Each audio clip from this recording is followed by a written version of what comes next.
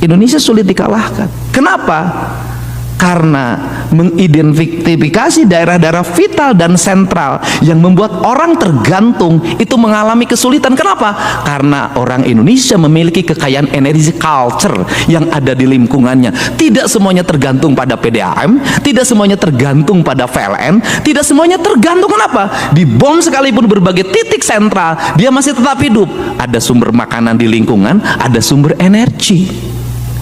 Kekayaan ini sering dilupakan oleh kita untuk membuat tersentral dan satu titik. Kenapa? Justru itu adalah kelemahan.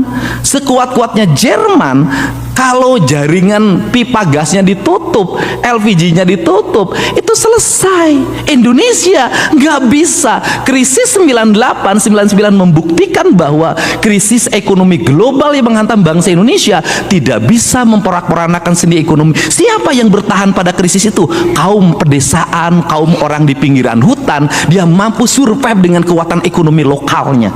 Itu prinsip. Saya belajar, Pak. Saya kemarin ke Aceh, saya ke Sumbar, kemudian ke Sumut. Saya pelajari kenapa ketika dihantam air, dihantam lumpur, kok mudah sekali. Karena tidak ada pohon lagi, yang ada perkebunan sawit.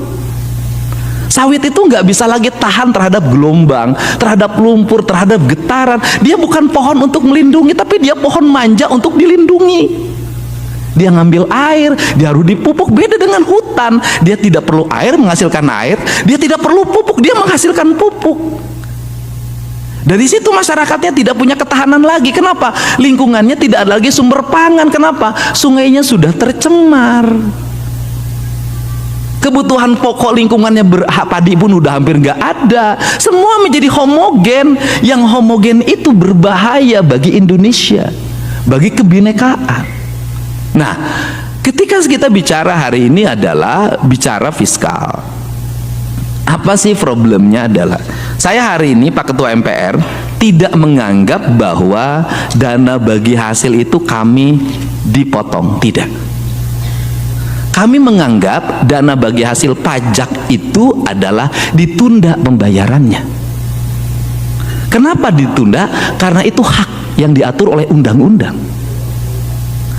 Karena itu hak yang diatur di undang-undang, saya seneng. Apa senengnya saya? Kami efisien nih sekarang. Pegawai kami setengahnya kami bekerja di rumah. Apakah bekerja di rumah kemudian menjadi tidak efektif? Tidak. Produktivitasnya tinggi. Kami seneng dananya, walaupun dana bagi hasilnya ditunda dan dana bagi hasilnya belum dibayarkan juga 3 tahun yang lalu, kami bisa bangun jalan yang lebar-lebar. Lihat Jawa Barat, kami bisa pasang PJU di seluruh jalan. Kami bisa menggratiskan sekolah SMA dan membangun puluhan ruang kelas, ratusan ruang kelas baru, dan membangun puluhan unit sekolah baru. Kami seneng.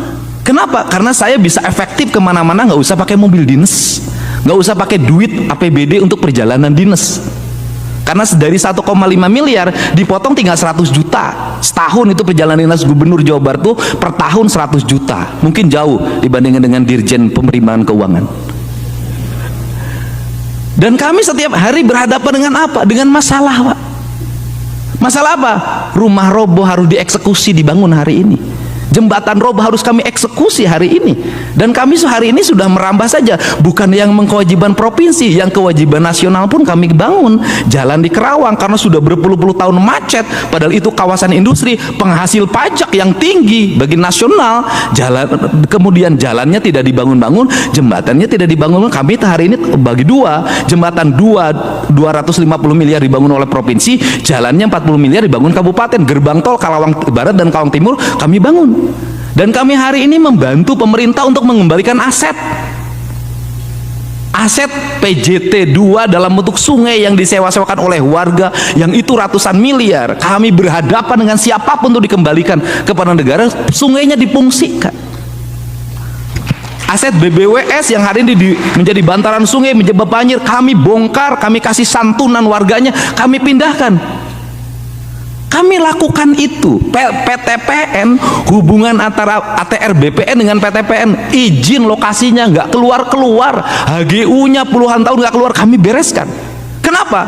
Kami tidak memandang pusat dan daerah, kami memandang ini adalah negara kesatuan Republik Indonesia. Dan kami tidak ngomong biaya. Bahkan saya menawarkan, pengacaranya saya siapin, dampingin, kami berhadapan.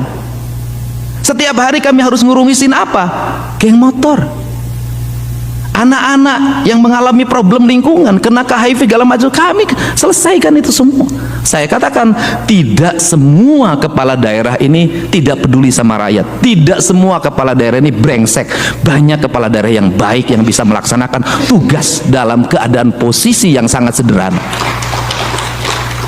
Nah, dalam kerangka ini, apa sih yang menjadi problem? Problemnya yang berikutnya adalah daerah tidak membelanjakan uangnya dengan baik sesuai dengan yang diberikan. Bukan salah daerah. Saya berikan contoh. Kalau kabupaten kota belanjanya salah, tidak efisien, tidak tepat, tidak sesuai dengan kebutuhan publik, yang salah gubernur. Karena tidak bisa APBD dilaksanakan kalau tidak mendapat evaluasi gubernur. Maka gubernur punya instrumen untuk, Anda sekolah yang harus banyak belanjanya, Anda jalan yang harus banyak belanjanya, Anda adalah daerah aliran sungai banyak belanjanya, ini belanja perjalanan dinasnya kebanyakan, ini biaya seminar-seminarnya kebanyakan, ini ongkos kantornya kebanyakan, ini tunjangannya kegedean. Gubernur punya otoritas untuk itu. Apa problem selama ini? Problem selama ini adalah gubernur memeriksa anggaran kabupaten kota administratif. Evaluasinya administratif. Saya jadi bupati lama, saya baca, bukan isinya yang dibaca, administratif saja, tidak pada substansi. Maka gubernur Jawa Barat hari ini adalah substansi. Saya pakai ketentuan 7,5% dana APBD harus untuk infrastruktur jalan, karena kebutuhan di Jawa Barat adalah jalan. Kemudian dana bagi hasil pajak kendaraan bermotor yang dibagikan oleh pemerintah provinsi kabupaten kota harus 100% untuk jalan, dan provinsi pun untuk jalan dan kelengkapannya komitmennya sama. Untuk pendidikan harus mendapat alokasi prioritas, setiap kelas harus ada toiletnya, harga kelasnya harus ditingkatkan. Tahun depan Provinsi Jawa Barat berencana, karena penambangan di Jawa Barat menimbulkan bencana secara terus-menerus, ekosistemnya rusak. Saya Provinsi Jawa berencana tahun depan untuk belanja pembangunan, pasirnya harus pasir buton, bukan pasir dari Jawa Barat. Untuk apa? Membangun masa depan, bangunan yang kokoh, karena pasirnya kualitasnya makin menurun, nggak bisa lagi diandalkan. Nah, ini kemudian kalau gubernur salah dalam membelanjakan, tidak tepat dan tidak sesuai dengan sasaran, yang salah Mendagri. Kenapa? Kan evaluasi gubernur tuh di Mendagri. Mendagrinya harus detil, administratif, panggil kepala daerahnya, diuji. Anda belanja sekian, harus paparan. Selama ini saya para bupati wali kota sebelum nyusun APBD, paparan di depan gubernur. Saya pernah Majalengka, kamu belanja jalannya berapa? Cuman 120, nggak bisa, aku pengen 200. Saya sebentar Pak, ya diskusi dulu. 15 menit ketemu saya lagi, bisa Pak 175. Artinya bisa. Nah, instrumen ini harus dibangun berdasarkan apa? Bukan berdasarkan struktur kekuasaan, bukan berdasarkan struktur jabatan, tapi pendekatan emosional, di mana para gubernur nanya ke daerah, kamu masalahnya apa, di mana? Saya bisa bantu di mana? Sama juga daerah terhadap pusat. Dua-duanya membangun hubungan emosional. Kan kita ini satu keluarga. Ya kalau salah ya benerin, dijewer, kita bersedia. Ini cara membangun hubungan kerakyatan yang dipimpin oleh hikmah kebijaksanaan dalam permusyawaratan perwakilan. Inilah prinsip dasar Indonesia. Nah, untuk itu hari ini maka kita masuk ke fase Pak Mekeng. Saya sampaikan, Kota Banjar itu kemarin tuh udah cerita mau nangis sama saya. OPD-OPD-nya Pak sudah nggak ada kegiatan sama sekali. Kami itu kegiatannya cuma satu Pak, 20 miliar dari provinsi bangun jalan. Hanya itu. Gak ada plat, gak ada. Nah, ini kenapa terjadi dan kami menyadari apa? Ya sudah efisien. Kami efisien, Pak. Sudah kalau mau ditanya efisien di Jawa Barat, efisien. Sudah nggak ada lagi mau dicari pun. Di Jawa Barat ini hari ini belanja makan minum pun hilang, Pak. Nggak ada. Jadi kalau nanti bertamu di Jawa Barat, jangankan di hotel, Pak, datang makan siang pun udah nggak ada. Kami siapkan air putih aja. Kami berkomitmen untuk negara karena kami udah digaji. Nah, kemudian tetapi saya punya harapan. Kenapa? Setelah kami efisien, kami masih bisa membangun. Itu bisa dilihat misalnya anggaran infrastruktur jalan dulu Pak Is sekitar 400 kan. Sekarang jadi justru dengan dipotong 2,458 triliun, kami malah menjadi 4,1 triliun. Semuanya naik, tinggi, naik.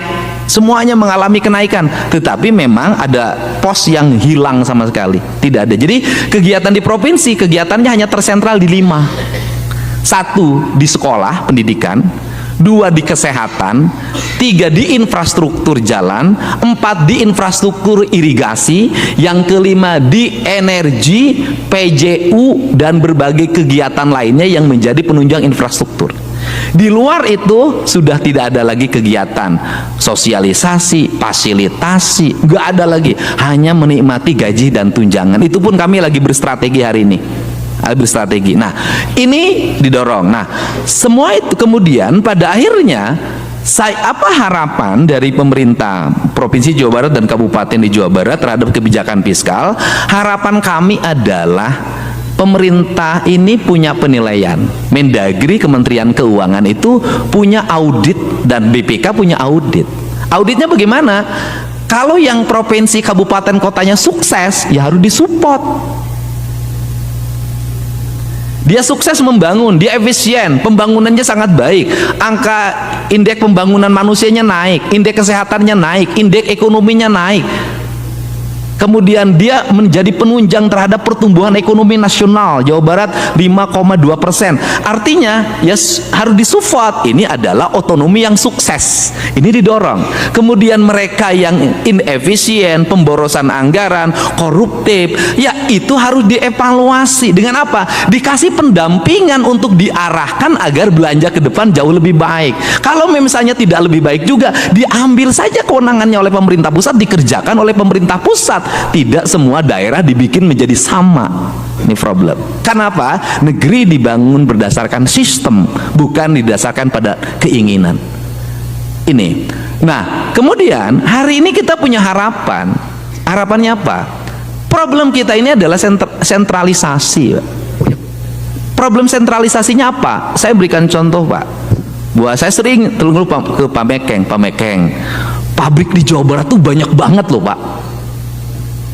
Kawasan industrinya terhampar, banjirnya kami yang terima, pencemaran lingkungan kami yang terima, mobil-mobil gede yang lewat tiap hari yang menghancurkan jalan kabupaten, jalan provinsi, kami yang harus memperbaiki.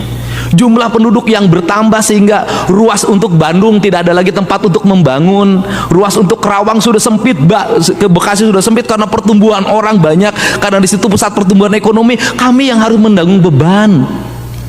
Tapi perusahaan-perusahaannya punya kantor pusatnya di Jakarta. Perhitungan dana bagi hasil pajak